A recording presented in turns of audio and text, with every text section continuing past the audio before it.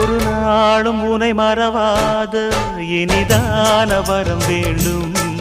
உறவாலும் உடல் உயிராலும் பிரியாத வரம் வேண்டும். விடியோடு இமை போலே விலகாத நிலை வேண்டும்.